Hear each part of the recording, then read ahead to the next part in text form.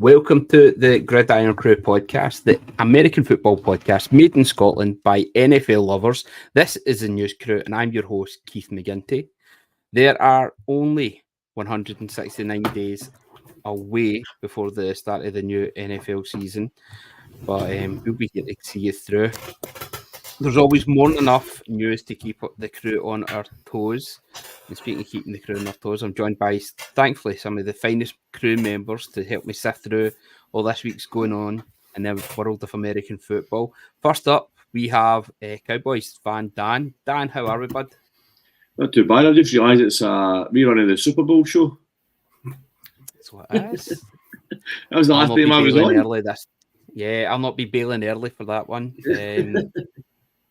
You guys did a marathon that night. A marathon. That was a great night. Good start with the pod, and then obviously a good game to watch as well. As me for the neutral, and obviously trying to keep studs calm as well was challenging enough. But I'm good. I'm glad to be back. Get back into it for the new season.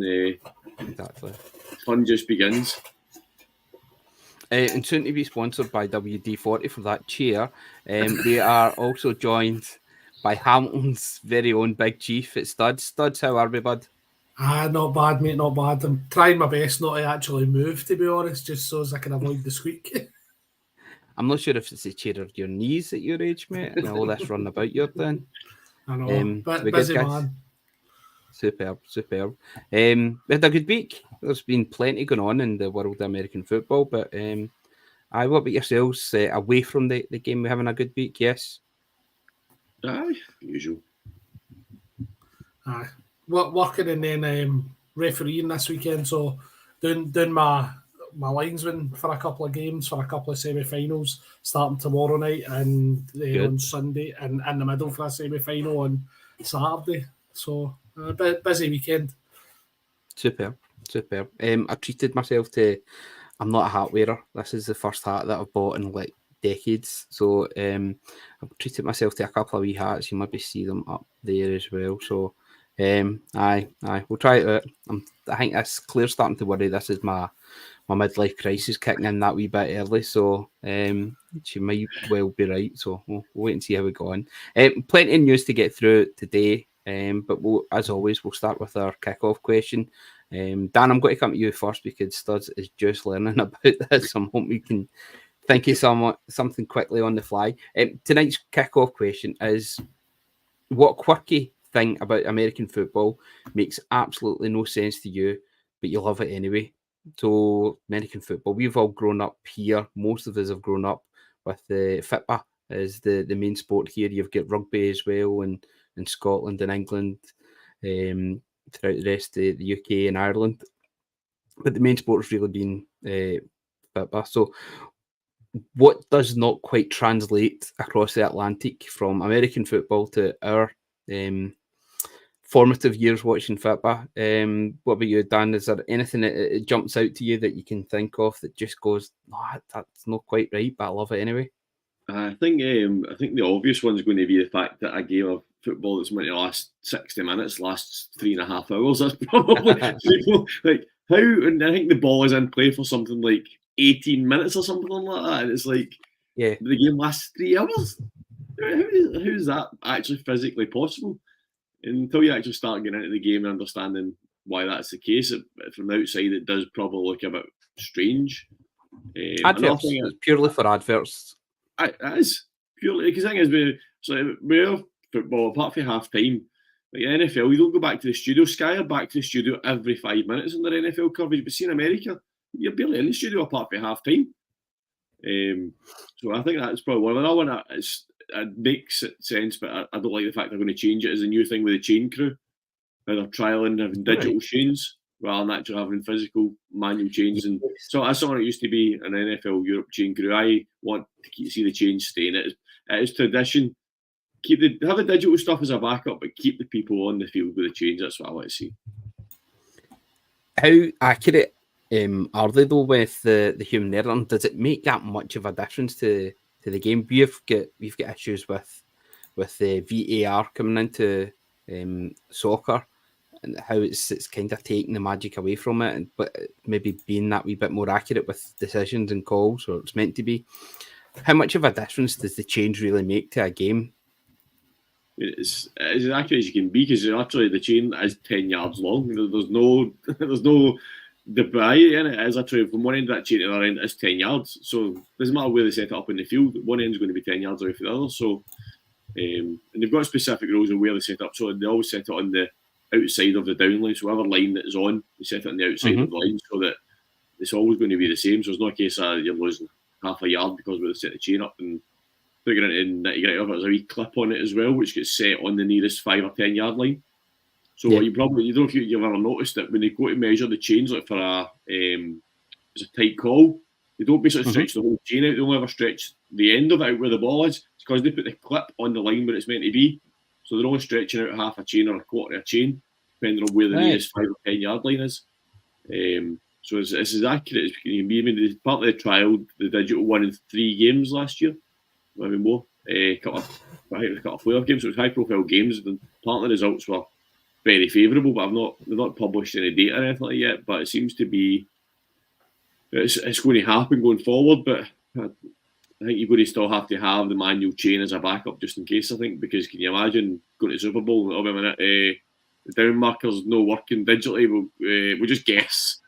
You know what I mean? So I think they're going to have to keep them as a backup. At the moment, they've got back. They've got, I don't know if people know this, but they have 2 chains in the NFL field. They've got a backup chain on the side of the camera. That's when they look up to the crowd and they point to you, and you're looking at me. You need me to come in.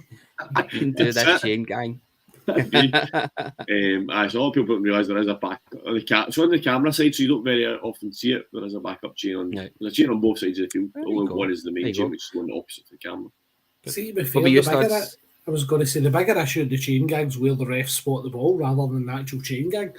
Do you know what I mean? Yeah. So you're talking about guesswork. The referees are guessing where they spot the ball. Do you know what I mean? I'm sure that every one of us can probably pick out a scenario where we know we've got the first down and you can. Hey, listen, there was one in that final drive where, for me, Pacheco got over. And it was still come back as 3rd and 1. No, the 3rd and 1 where he didn't go over, he get dragged back. I accepted it to make that one. I think there was one just after that where it was setting down and Pacheco ran it, and for me, he got over. But then just to give it to Pat, I think he scampered for 19 yards or something like that anyway, so it didn't really matter. But you could clearly see for all the camera angles. Yeah. Pacheco would go over that line, but I think he'd kind of fumbled it and then caught it again. I think it was that one. But the referees are more guessing than the chain gang. What about you then, Studs? What wee quirky thing about American football do you just absolutely love? See, for me, actually, I was going to say I had one and then I'd forgot it, but I've remembered that again. See, for me, it's the whole intermingling crowd. Like fans for both sides sitting together, and albeit it doesn't always end well, but for the vast majority of times, the fans all behave themselves. They have a bit of banter. They enjoy a beer or whatever their beverage of choice is together. Couldn't do that over here in Scotland.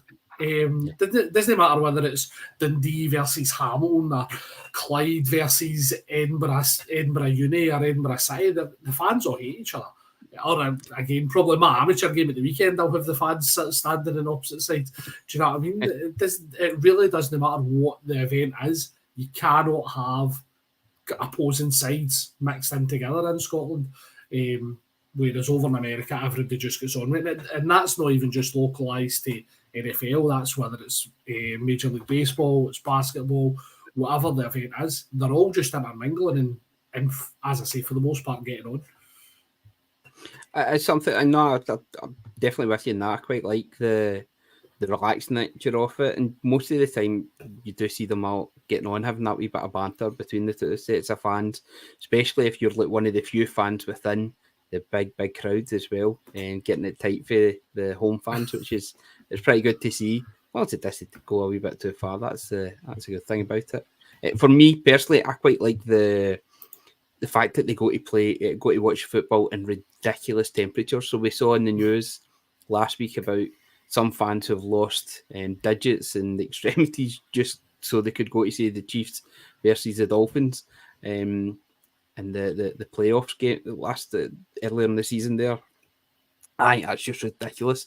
But it must be some occasion just getting out into that freezing cold weather to see a game of football that's not even going to be played at its very optimum in that weather. But it's just to say you're there, that you're that much of a hardcore fan that you're actually getting involved with it. So, aye, big fan of that. Something else you thought to bring in as well, talking about tradition of the chain, Chris. I think it's amazing at this day and age that we still have flags in American football. The referees still throw flags. There's never been anything they've thought of to replace that. It's like we'll still throw a yellow duster on the field when there's a foul ball on the player. I think that's brilliant as well. Superb. We'll go on then. We'll have a wee look at some of the other news of the week then. So just a few wee things to bring up. We had the International Pathways Programme. They had the Pro Day on, I think it started Monday there, didn't it? I've seen a couple of highlights of the Irish kickers hitting some incredible strikes and a couple of perfect practices as well, really showing up where it starts to matter now. Whenever it's getting over there and you're getting folk from the actual teams coming out to assess them and really putting on a great show, especially for the international players. What about some of the other ones that you've noticed there? Dan, you put in the group chat with the former rugby union player. Yeah, it was Reece Samet ran a 4:43 and a 40, which is fairly good. It's not going to put up there with the elites of the Xavier Worthies at 4:21, but I think it's a good enough number for me to run in his first kind of attempt at. Apart, I was reading earlier on that he running 4.2s and 4.3s in practice, and then on the day he just didn't run them. Apparently, ran a 4.43 and a 4.50. I think was his 2 attempts. But the article I was reading was saying he was running 4.20 somethings and 4.30 somethings when he was in practice. So maybe something just happened on the day where he's not kind of hit the ground running as such. What's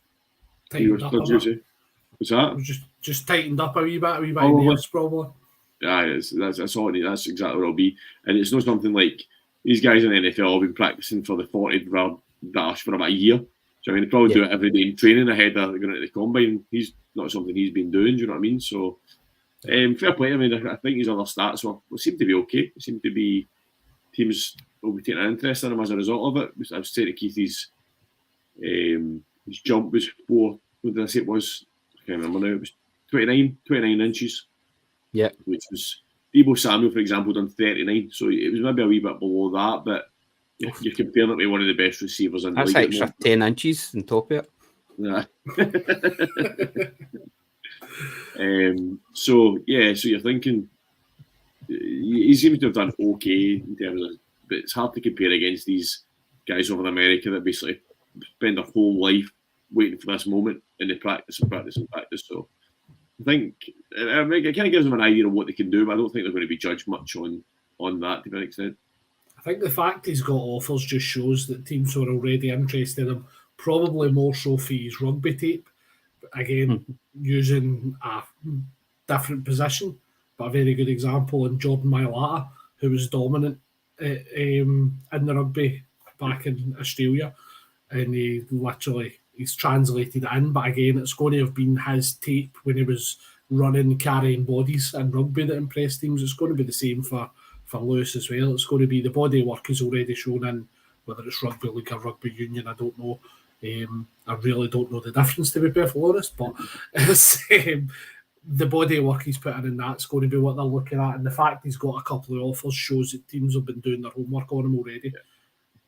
I'm going to channel my inner Stu though, and just again, Keith, you did briefly talk about it, and the fact the Irish NFL guys have been right on top of this with the Irish kickers, and Rory Beggan going 10 for 10 on his field goals was just very impressive when I seen the clips for those guys. So be good to see hopefully those guys pick something up. And again, if you're going 10 for 10, it's certainly shown that you've got a wee knack for it. And Dan, you also mentioned that Scotland's own Praise Olatoke was involved as well. How did he get on? I see. Again, he's another player I think he'll do well in the NFL. I think we've seen players that have come like David Ojabo and stuff like that. It seems to be, I can't remember who it was. It was Osi. I think he's there's some sort of link up in Nigeria. When there seems to be, I mean, there's 4 Nigerian players, including Praise's is combined with Scotland and Nigeria in the pathway programme this year.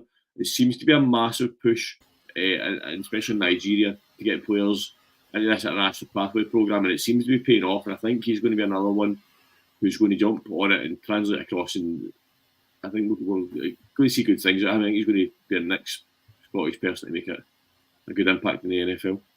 Yeah. OC's programme that he's got over there is absolutely incredible, and the effort they're putting in and just getting these guys over and just getting a bit of recognition for them, helping them train and learn something that you see that American players have just been doing their whole life, and try to condense that into 1 or 2 years, just building on their natural athleticism. It's an incredible thing, and so best of luck to them, especially to Praise. I hope everything goes well for him while he's over there. A couple of other wee bits of news, and we'll stick with the more domestic ones to start with. We had mentioned last week that there was the Edinburgh varsity game, Edinburgh Mavericks versus the Edinburgh Napier Knights. Unfortunately, couldn't get any of the crew along to that last night. It was just a bit much to get along to the M8 for that one. Hopefully, we're getting along for the first indoor American football match a week on Saturday. So I'll be heading along there, especially with the wee man. I think maybe hopefully get a couple of the crew along as well, make a bit of a day of it. I think it'll be a great event.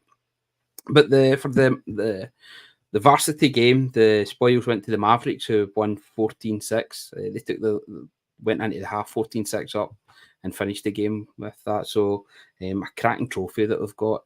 So congratulations to them and their players. I'm sure the Knights will be gunning for them next year for that one. Other wee bits of news.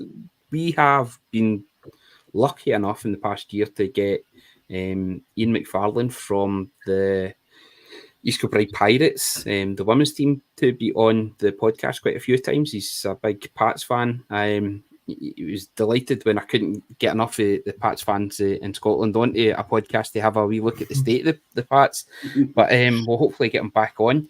But he's part of an exciting new venture between the East Kilbride women and the Edinburgh Wolves women, who on International Women's Day announced a strategic partnership for the upcoming season. So really what they're doing, they're just pulling together both teams' resources and players, just to hopefully that it can make them be a lot more competitive in the forthcoming season. So it's not a merger, it's not a takeover, it's a collaboration between the two teams.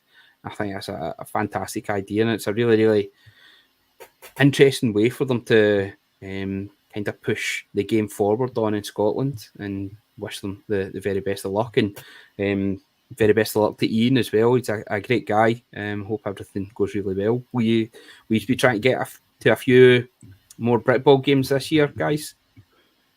Yeah, definitely. Yeah, I think it'd be good to try and get along and see.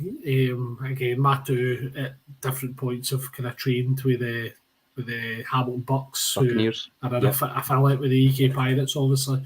So it'd be good to kind of try and get along to a game.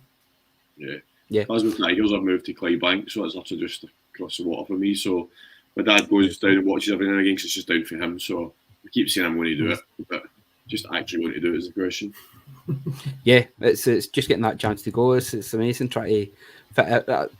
My wife was loving it when I told her that was the Super Bowl done, the season's finished for a wee while, but I'm going to keep the podcast going. And she looked at me with puzzled eyes. I'm like, there's just so much going on, especially throughout Scotland just now. It's not went down well. So, but no, I'll get the family along to a couple of games, because they're really, really good family atmospheres. We went to the East Kilbride Pirates versus the Manchester Titans, who ended up winning the BBFL League, was it? Premier Bowl. Yes, Premier Bowl. They won that as well. So they were an excellent team, and it was the Pirates did well to hang with them for so long. Yeah. But great atmosphere. Looking forward to getting to more games in the upcoming season. Superb. Let's see, any other wee bits of news that you have spotted domestically in the past week? No, I think I was looking at fixtures before we come. I think we're about 3 or 4 weeks away from Bitball season kicking off. So, as you've said, Keith, we'll be doing a bit more coverage on that in the coming season, which is exciting and kind of not something that doesn't get a lot of coverage in kind of pods and stuff across the UK. So it'll be good to talk more Britball as the season goes on. For those who are viewing us, maybe for the first time, we'd love to get some more involvement from our viewers and listeners to explain to us a wee bit more, because we're just coming into it with fresh pairs of eyes, especially for quite a lot of the British game. So I would love to hear a wee bit more about it, especially the Scottish teams and how they're doing. We'd love to help promote them as well. So yeah, get in touch. We'd love to hear a bit more about it. Let's go then. Let's start with some making moves. Studs, we were on the podcast last week, I think barely an hour after we'd come off and it was just getting processed. We're just about to put it up.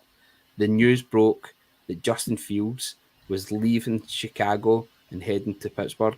A credible move for the guy, because it really did come out of nowhere. Nobody had been teasing it. It hadn't really been much of a suggestion.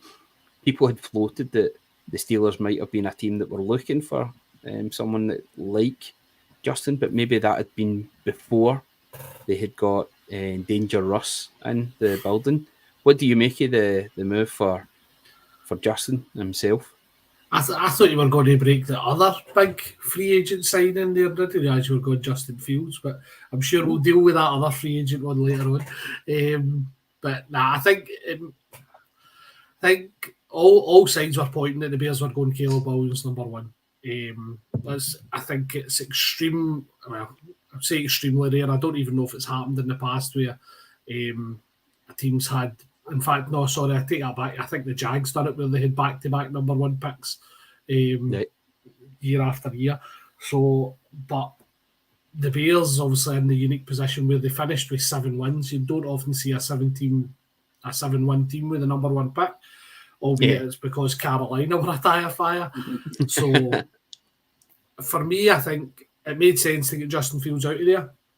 I think the Steelers getting Russell Wilson for $1.2 million for the year meant they've got that luxury of what's Fields' 4th year, so they can see how he is around the team, see how he's taken on board what the offensive coordinator's saying, what Mike Tomlin's trying to embed in him.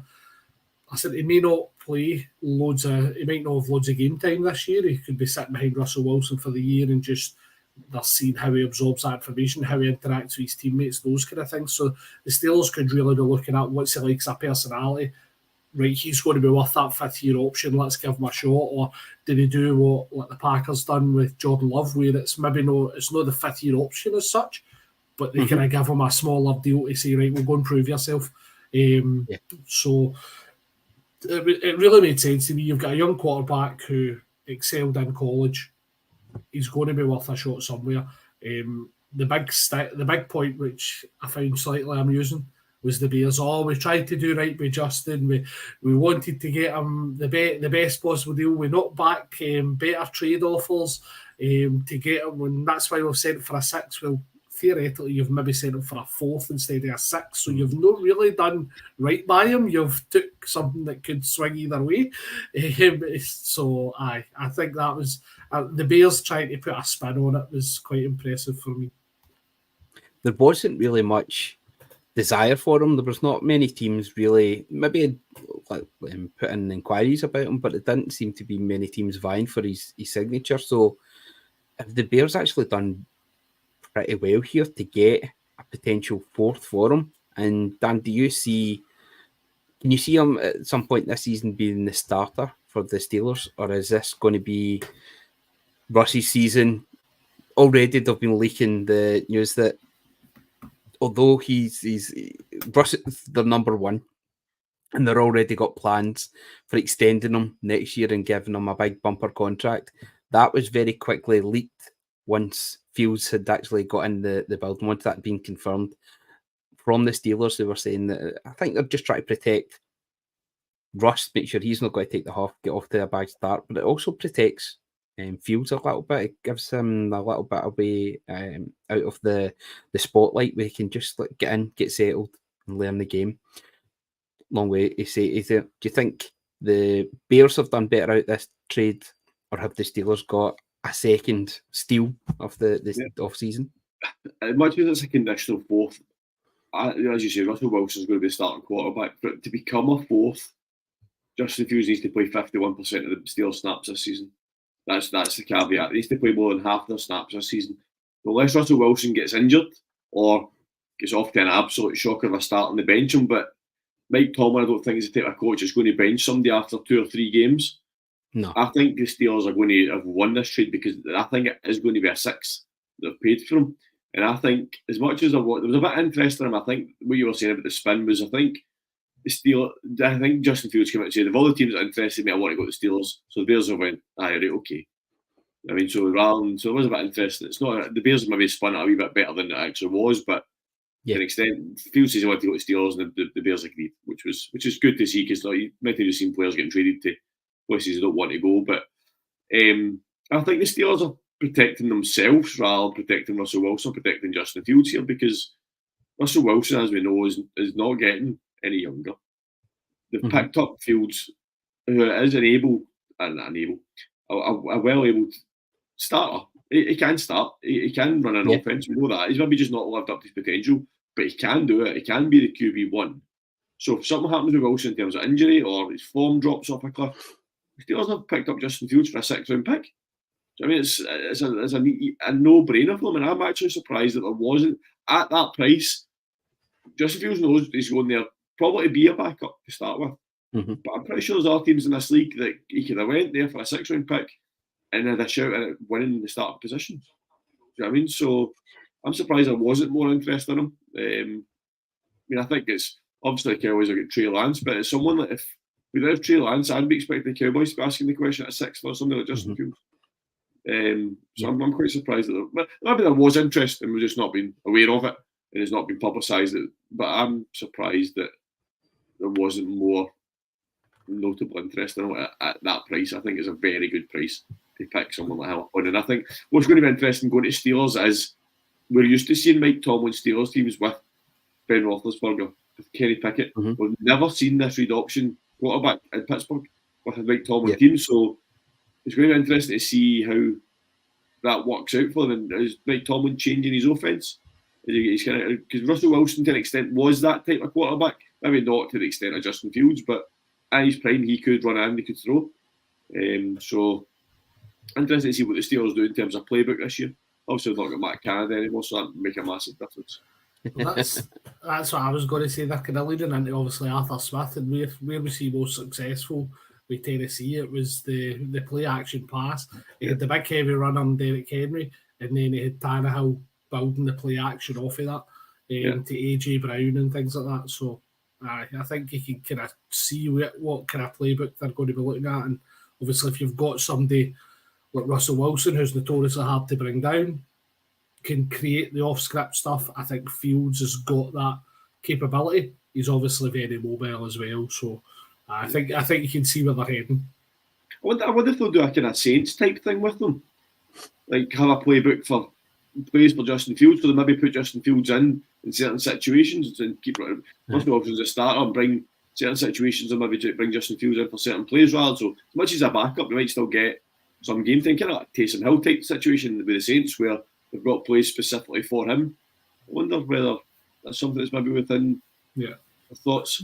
Seeing you mentioned obviously Trey Lance, Dan, what was it you paid for him, a 5th? Something like that. It was nothing. Do you know what I mean? So based on obviously what we've seen so far, I'd rather have Fields than Lance. So it definitely baffles me that somebody like the Cowboys were kicking the tires on it, as you said, especially at that price. I mean, obviously there was rumours about Dak and getting into the last year of his contract, this, that, and the next thing.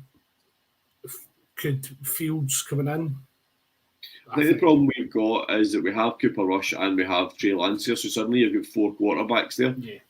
I think we extended Cooper Rush last year, another couple of years, just as a backup. Trey Lance, obviously, so you're thinking, well, you'd have to get rid of Trey Lance to bring Justin Fields in, but then you're paying Cooper Rush to be your backup. I think if we didn't have those options there 100%, I think we would have been in there and asked the question. But I think we're just to go off topic of what we mentioned. I think we're confident that Dak's going to sign, but if you get any indication Dak's not going to sign, then there's a few quarterbacks out there that we could maybe look at. One that we spoke a lot about this chat this week. Mr. Herbert over in LA. What do you think the concerns the teams might have in Fields? What is the feel that he's just not lived up to the hype or the early promise that he might have had? Because the guy makes that incredible highlights reel for YouTube when it comes to running with the ball. Is his arm strength an issue? Is it accuracy? Is it awareness in the pocket? Where is he deficient then? I think the problem he's had is the team that he's played with. The Bears have been a dumpster fire. It's a complete. You see it all the time with college quarterbacks. All the hype, all the ability, and go into a team that just does not suit them. They just don't play to their strengths. And I think he's suffered massively from the fact that that's what he's had at the Bears. I mean, the Bears had some really good games last season. He had some really good games last season. So it can happen. It's just the consistency. And I don't think it's necessarily just him. It was the whole team. I mean, I think the team that the Chicago are building this year, if they gave that team to Justin Fields, they'd be a success. I mean, that's the type of thing they needed. Justin Fields, as a rookie quarterback coming out of college, you need that team round about you, which is what they're doing for Caleb Williams, obviously. You need those pieces round about you, and I just don't think he's not had an elite running back. He's maybe not had an elite wide receiver or a tight end. He's had good ones, but he's basically been like, well, you're Justin Fields, you're the quarterback, you need to win us these games yourself. And that's for a rookie quarterback, unless you are elite, and a couple we've seen this year, that's not going to happen. I think that teams are probably looking at him and saying, you've not done much in Chicago, why should we take a risk on you? I don't think he's potentially if you get a Bears fan come on, somebody that watches him a bit more detail would basically get his deficiencies in more detail than us. But as a neutral fan watching him, I think he's electric. I think he just needs an opportunity to show what he can do. One of our good friends, Grant's a massive Bears fan, and he's absolutely gutted to see him go. I think he thought there was something special there, and like many Bears fans, that they've just been waiting for that special one that's going to help reignite that franchise. And Grant certainly saw it in Justin Fields, and I kind of feel sorry for him that he didn't get the protection that he was needed around him, either by the coaching, but also with the O-line as well. It's a shame. Studs? I was going to say, I think that certainly listening to the talk heads, if you like, I think the biggest thing that people seem to have a concern with Fields is about how long he holds the ball. Do you know what I mean? So, but again, that could probably be a double-edged sword. Is he holding it to see if there's a gap opens up to run for him? Because Dan's obviously, and you've mentioned about how electric he is. So could it be that side of it? And he's not a wee guy either, so he's not going to be easy to break down if he starts shifting. Do you know what I mean? So it could very well be that side of it, or could it be that he didn't have those weapons there?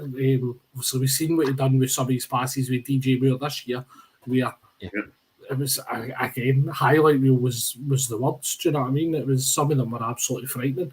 And they were apparently lighting up in training camp last year as well. So he's right now he's still probably a bit of an enigma for the league, to be honest. We don't know what we're going to get. Studs, you mentioned there was another signing or trade that you thought was the one that we were going to mention. Go for it. Who are you talking about then? Well, it's all about the lights, right? It's all about the glitz. It's all about the glamour.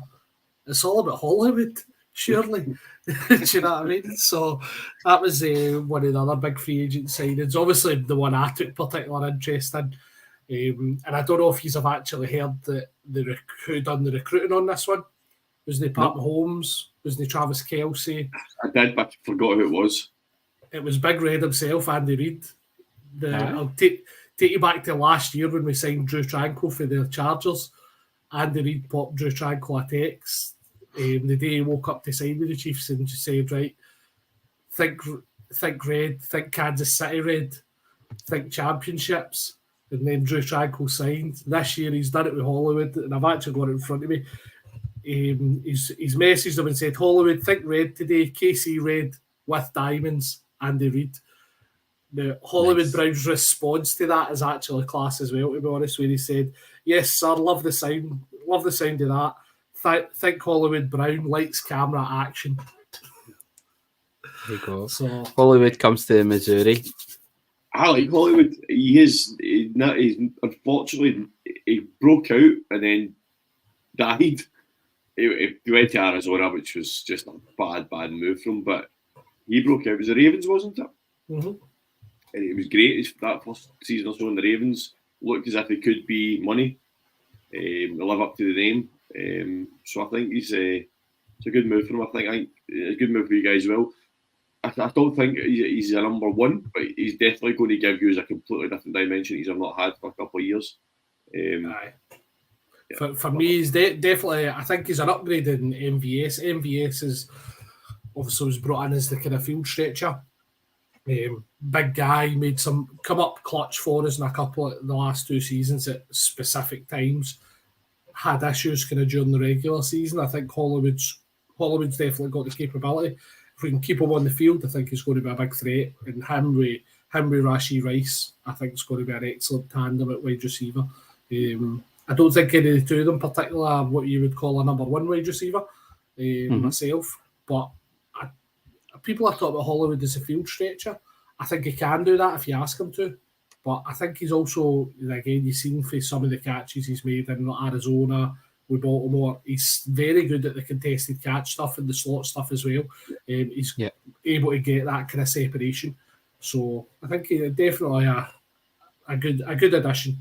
Yes, I agree. Yeah. With his 2021 season with the Ravens, that was the only time he's got over 1,000 yards from 145 targets with 91 receptions. So you'd like to think that with Pat Mahomes there, showing him a bit of love, the guy's going to absolutely light up this forthcoming season. He's got an actual QB instead of a running back playing QB this time. So, and I mean, you could argue that he's had that in Baltimore and Arizona. Albeit one of them's a very, very short running back playing quarterback, and one of them's just. He also had Josh Dobbs as well. Remember? The pastor up. Who's on to another team? Where is he now? Is he at Rams now? 49ers. That's what it was. The Rams picked up Jimmy G. That's what it was. There we go.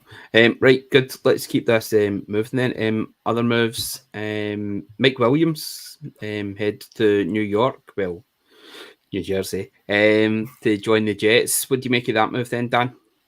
All because of a sandwich. Seen that? That was class for the Jets. Sandwich, to be fair. That was class for the sandwich. The owner of the shop, by the way, the publicity he's going to get out of that's going to be massive. Aye, right. I mean, they need even for the Jets to then use it as well. I mean, they could obviously just pile it off, but then actually got them to eat it while he signed his contract and all that. They even changed their profile picture to the sandwich at one point as well, because they said we get so many likes, we'll change it. So it was like, he took a bite of it, they took a picture of it with a bite of it, and they put that as a profile picture. Yeah, I mean, good pick up with the Jets. It's not the question. The Jets is who's going to be throwing the ball to him. That's the question. I mean, obviously, we expect Aaron Rodgers back. Is he now another year older, coming off a big injury? What are we going to get for Aaron Rodgers? I mean, obviously, the Jets are trying to build. They've picked up a lot of O-line protection, which I'm very obviously gutted that one of the moves in Tyron Smith going there.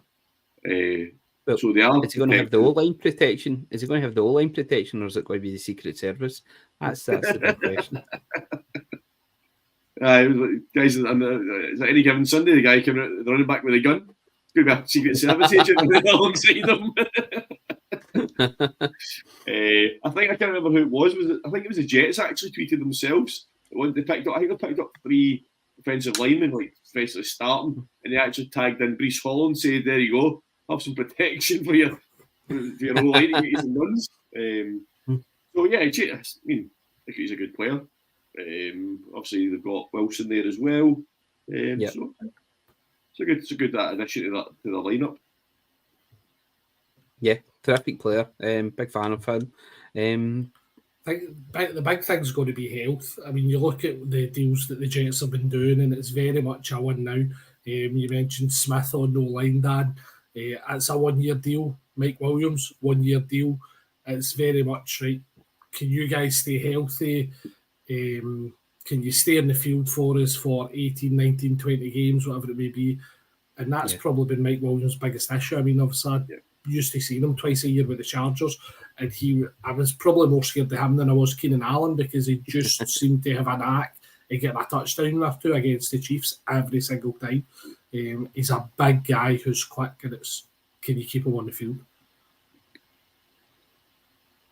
Worried for Justin Herbert. What he's, I know that the talk is that it's going to be more a run offensive type team there, but he's slowly losing some of his finer targets. He's got Joshua Palmer there. Quentin Johnson really needs to step up this forthcoming season. They're going to have to try and get some trades in, or maybe pick somebody up in the draft. Justin Herbert's going to be the healthiest QB in the league, because all he's going to do is going to take that snap and he's going to turn and hand it off to Gus Edwards or whoever they draft, because that is what Harbaugh wants to do. He's building a team that is, I think they ran the ball the most in Michigan last year, and that's all he's going to. As soon as he signed Gus Edwards, that was, for me, was a sign that you are running the ball on all 3 downs if you absolutely can. And I do feel sorry for him. Yeah, parking the Gus bus. Absolutely. I think I made the point the other day. I think Harbaugh's playing this very smart in terms of setting the expectations very low. I mean, if he keeps all those superstars in LA, the press are going to be all of them. Why are you in the Super Bowl? You've got all these players. You've got the superstar quarterback. Why are you in your first season? But you're the top head coach coming out of college last year. Why are we no in the playoff? Why are we no at the Super Bowl? By all those pieces now not in place, he buys himself time. He now says, I am rebuilding a team. Give me 3-4 years, I will have your team that's contending for championships.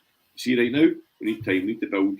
I think, in a way, whether that's what he's doing or not, I don't know, but it's a very sensible way to look at it from their point of view. And I mean, where they're trading that, I've got 7 or 8, they're quite high up, aren't they? I thought they were 5th or 6th. 5, number 5. So, depends what happens at 4. Marvin Harrison Jr. could be there. Malik Neighbours will still be there. Yep. Roma Dunze will still be there.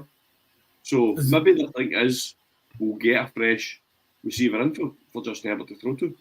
Do we know if Marvin Harris Jr. is going to be there? He's not turned up or done any workouts or anything. Is he definitely going to be in the draft? Do we know? I mean, any of those 3. I mean, I've never seen a lot of Malik Neighbours this year, but I've seen a lot of Dunze, I've seen a lot of Harrison. They are NFL ready wide receivers. They're not going to need a year to settle in. They literally will hit the ground running. So that's potentially what they're looking at. We're drafting at 5. We can pick up a wide receiver. There's 3 there that are going to go top 10 potentially. So even if they trade back a couple of positions, they're still going to get one of them. So obviously when we come to our draft predictions, we'll get to that. But I can see that's maybe they're thinking that we can get our next franchise wide receiver in this year's draft. So let's do it this year. And that leads us very, very subtly on to our next topic. So draft capitalizing. Dan, you'd mentioned that the Arizona Cardinals, who currently have the 4th pick in the draft, we're talking about happily moving down if the right suitors were to come along. Tell us a bit more. Yeah, I mean, I think you basically I think everybody knows that every draft position has its price. It's very rare that you hear a team coming out and saying, yeah, we'll listen to offers for it, especially that high up. You know what I mean? It's very rarely you hear teams talking about, we're open to trading their 4th pick. I think the Cardinals, they're either playing it very smart or being very daft about it, because by saying we're open, then they're basically saying teams come and give us a ransom for our number 4 pick. But then they're also, I think they've got to think, well, we'll leave ourselves thinking, well, what do we actually? It makes it look as if they don't know what they want to do. Do you know what I mean? So, the Cardinals need a wide receiver. So, depending on how far back they want to move, because again, as we've just said, there's 3 wide receivers that are going to top 10. they move outside the top 10, they're not going to get one of those 3 top receivers in the draft. So it depends on what their priorities are. I think it was at Daniel Jeremiah. I think a few people have now started to hint that they think the Vikings will trade up to that 4 position. Yep. Take that. I seen a theory today. It depends what happens with 1, 2, 3. Which if 1, 2, 3 goes the way we think it's going to go, then there's a chat. Some of the Giants might move up from 6 to 4 to make sure they get that 4th quarterback to stop anybody else moving up to take him. So if we get Williams, May, and Daniels go 1, 2, 3, Giants will want McCarthy, and the only way they're going to get him is by moving up to 4, because somebody else will move in at 4 or 5 and take him if they don't. So that could be an interesting one to watch. As much as I've said Vikings at 4, might be worth watching the Giants, because the Cardinals, if you go to the Cardinals and say you can move back 2 places and an extra couple of picks, that's more favourable to them than saying move back to 11 and a couple of picks. Do you know what I mean? So the Giants to move up to the Cardinals is probably more appetising for the Cardinals than it would be to move to 11 where the Vikings are. The Vikings certainly have a lot that they can play with, because they've also got the Browns 23rd pick as well in the first round. So a lot they can do with that. And of course the Cardinals, they've got the 27th pick from the Texans as well. So look to do. The draft is something that we're going to cover in a lot more detail as we go into April. We did a run of a podcast looking at it, previewing the different positions and the players last season. So yeah, we'll certainly be doing something about that, and we'll try and get a couple of the more experts on to see if they can help us fill it out. And that doesn't mean Brian's coming back into gloat about winning the Irn-Cru Fantasy League for the first time. I think I don't know, but I think I get 7, 8 out of 10 top 10 picks last year. I think my prediction. I was quite happy with that. There we go. Doesn't make me an expert, but I'm just throwing it out there that for once it's not Brian, it's me. Yeah. Daniel Jeremiah's absolutely shaking in his boots there. The beast is on a shaky peg. Studs, what about yourself? Do you think anyone else is likely to make a move up? The Bears have obviously signalled their intentions that they're going to stick with the first pick. Caleb Williams is going to be their guy. That's who they're hanging their hat on now. Washington, they've got rid of Sam Howell. Another quarterback seems to be the way to go for them. What about the Patriots? Can you see anything making them want to budge, especially with Bill not being there and want to trade back so he can get a couple of linebackers? I think that they're the interesting one for me. There's a team, obviously we mentioned Minnesota, there's a lot of rumours they're going to trade up. It's a team sitting around about 12th or 13th who just had the Super Bowl in their city, and their starting QB competition right now is Aiden O'Connell and Gardner Minshew and the Raiders. They could there's links, I'm led to believe, listening to a podcast today between Daniels and Antonio Pierce sitting working together previously at college level. So does Antonio Pierce love him enough to, if he's still sitting there at 3, make the call to the Patriots and try and get up there to take him? And maybe the Patriots are more in love with a Bo Nix or a Michael Penix, and they kind of quite happy to trade back. I don't know, but the Raiders, Patriots, they're probably the 2 interesting positions for me. They're the ones that I could see a trade happening, because you mentioned obviously Washington, Arizona's shitting their pick. If Minnesota move up to take the Cardinals pick, then does that then force the Raiders' hand? And the Raiders then have to make that jump as well. So you could end up seeing 3 and 4 traded out of for me. Plenty of discussions to go around. I'm sure there'll be more movement in the next week. We will be back again next week to discuss all the latest news with you. Any other little bits of news before we finish up, guys? Just a wee bit about the proposed rule changes that we're looking at over the next couple of months. I'm not really getting any great detail of them, but some changes about kick-off positions, and it sounds stuff at the start about mental. If the ball lands in a certain area, you've got to return it. If it bounces into the end zone, it starts at 20. If it goes through the end zone, you start with 30. Just getting a bit crazy. Is this going to be It sounds like it's going to be like Top Golf, so they're just going to be aiming that's, for that's, like different. that's exactly what it is. All these Angry Birds and they're sorted. I mean, a couple other ones just I'll briefly run through them. That they're going to basically competition committee can put forward rule changes and the teams can propose rule changes. So there's two different ones. So we're basically that they're going to make that if a player, a passer throws the ball before he's down a contact or out of bounds is going to be reviewable. So was he out of bounds when he threw the pass? That's a good one. I think that's a smart one.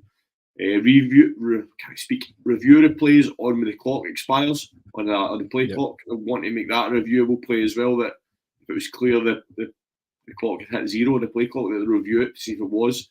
It'll be a 5-yard penalty for delay a game. Hip drop tackles, which I've seen eliminated in rugby. The hip drop one, that's a big one for me. That's career ending. That's just sleek it. There's no need for that as well. So that's good. I think that one will fly through. I think that's going to be an issue. I think that'll be very similar to the horse collar one, where that will just get flown through. That'll be a straight pass. Hopefully, we'll find out more about these in the next week. Maybe bring that up. Yes. Next week we'll be able to catch up on that. Studs, thanks very much for joining us, bud. No hassles, man. Good to chat to you boys again. Dan, thank you very much, bud. No problem. Great to be back. I will be back again next week, as I said, with I think Brian's hopefully going to be able to make a triumphant return to the podcast as well. So much more to sift through again next week, and there'll be more of the crew making their season debuts as well. If you fancy making your debut on the crew, get in touch, send us a wee DM. We're always looking to open up to more voices throughout Scotland that are involved with the American football scene. So yeah, please get in touch. We'd love to hear from you and share the great word of the crew. I've been Keith McGinty, and the guys have been terrific as always. And just remember that even in the dark days of the off-season, the crew will see you through. Thanks very much for listening.